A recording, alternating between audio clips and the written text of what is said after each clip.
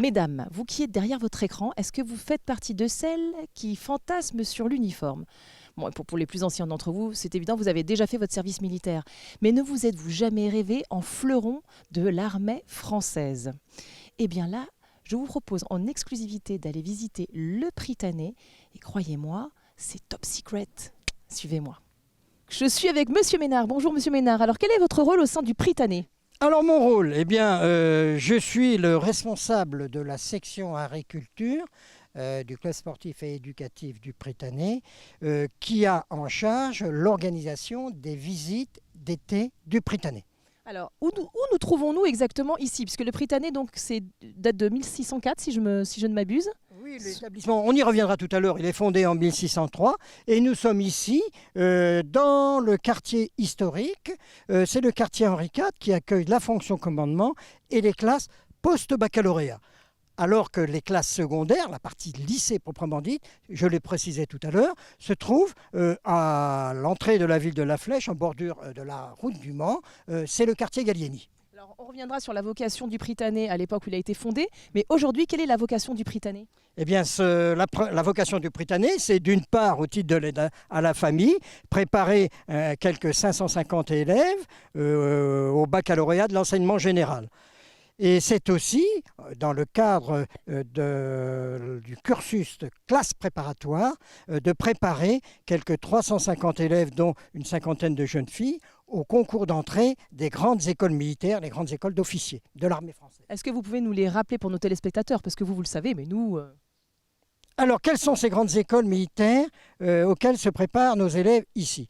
Le concours d'entrée à l'école polytechnique, le concours d'entrée à l'école spéciale militaire de Saint-Cyr, le concours d'entrée à l'école de l'air, le concours d'entrée à l'école navale, les ingénieurs de l'armement, l'ENSTA Bretagne, et aussi l'école nationale supérieure des ingénieurs militaires, d'infrastructure de la défense. Et alors ce cursus se passe en combien de temps? La préparation normale dans tous les établissements post-bac, c'est 2 années. Parfois, il est nécessaire de préparer une 3e année en cas de non-réussite. Mais la préparation normale, c'est en 2 ans. Hein? Donc vous avez des internes ici? Tous les élèves sont internes, ou presque. Alors on va peut-être continuer, on va avancer. Vous allez nous, parce que j'imagine que c'est très très grand. Ah oui, oui. Combien y a-t-il de bâtiments? Alors, d'abord en superficie, le Prytanée, c'est 28 hectares. Ah oui. 16 hectares pour le quartier historique dans lequel nous sommes, le quartier Henri IV, et 12 hectares pour le lycée, le quartier Gallieni. C'est un ensemble de bâtiments dont en particulier ceux du quartier historique sont protégés au titre de la loi relative aux monuments historiques et aux sites. Oh, intéressant. Alors on vous suit, les téléspectateurs vous suivent. Alors vous avez évoqué 3 dates majeures dans l'histoire de la fondation de ce lieu. Pouvez-vous nous en dire un petit peu plus pour nos téléspectateurs? Oui, en effet, quand en 1603, le roi de France, Henri IV, signe ses édits de Rouen et qu'il fonde le collège royal Henri le Grand de La Flèche, en fait, c'est sur l'insistance, d'une part, du seigneur engagé de La Flèche, Guillaume Fouquet de la Varenne, qui avait été son compagnon d'armes, mais aussi Henri IV a besoin à ce moment-là comment dirais-je, d'entrer en grâce avec la papauté du moment, du temps. Alors, pour ce faire, il lui semble qu'une congrégation religieuse de fondation récente serait le mieux à même de servir ce projet. Ce sont les jésuites. Mais l'ennui, c'est que les jésuites avaient été expulsés du royaume de France. Et c'est pour cette raison que Guillaume Fouquet de la Varenne va, si vous voulez, être l'homme qui va préparer les conditions du retour dans le royaume de France de la Compagnie de Jésus et la signature, ces lettres patentes de Rouen du 2 septembre dont je vous parlais. Et puis, la vocation militaire de La Flèche, eh bien, effectivement, vous l'avez souligné, elle date précisément de 1764, puisque La Flèche va devenir un collège militaire préparatoire à l'école militaire de Paris. Pourquoi? Parce que il y avait au collège, à l'école militaire de Paris, des jeunes gens de petites conditions, de la noblesse. Et souvent, ils arrivaient avec un niveau, on dirait aujourd'hui scolaire, insuffisant. pour profiter au mieux de l'enseignement dispensé à l'école militaire. Donc on va les envoyer à la Flèche pour qu'ils se mettent à niveau pour pouvoir après, en arrivant à l'école militaire, recevoir dans les meilleures conditions l'enseignement dispensé. Et puis 1808, eh bien, c'est l'empereur qui transfère à la Flèche ce Prytanée. Ce Prytanée, c'est important car il a pour vocation de préparer de façon académique des jeunes gens se destinant au métier des armes. Et 2 siècles après l'installation du Prytanée, mais on va dire 4 siècles après la fondation par le roi de France Henri IV, eh bien, la mission de cette maison est peu ou prou la même. Et c'est ce qui est, si j'ose dire, un peu singulier et exceptionnel. Alors, on continue cette petite parenthèse historique pour nos téléspectateurs. On est dans un endroit très particulier parce qu'en ce lieu, il y a une légende, Monsieur Ménard. Ah, en effet, vous vous doutez bien, une maison qui compte plus de 4 siècles d'histoire de l'éducation, de la jeunesse. Les légendes, les petites histoires sont nombreuses. Et en particulier celle-ci qui est très prégnante, qui nous apprend que la conception du prince du sang, Henri de Navarre, se serait déroulée à la Flèche. Mieux encore, dans les jardins même du Châteauneuf. Et si vous voulez bien, je vais le montrer. Je fais une petite rotation. Vous voyez, juste devant nous, ici, nous avons un petit promontoire à 30 mètres. C'est à cet emplacement qu'intervient la légende de la conception du prince du sang, Henri de Navarre, qui accédera au trône de France sous le nom de Henri IV, le 2 août 1589. Mais ça n'est qu'une légende. Une autre ville de France revendique l'insigne honneur de cette conception. Mais quand vous reviendrez me voir sur les traces de la légende du bon roi Henri, je me serai plus disert sur cette importante question. Alors, Monsieur Ménard, dans cette pièce ici présente, on prend vraiment tout le sens du mot Prytanée. Ah ben oui, en effet, vous me posiez la question il y a quelques instants.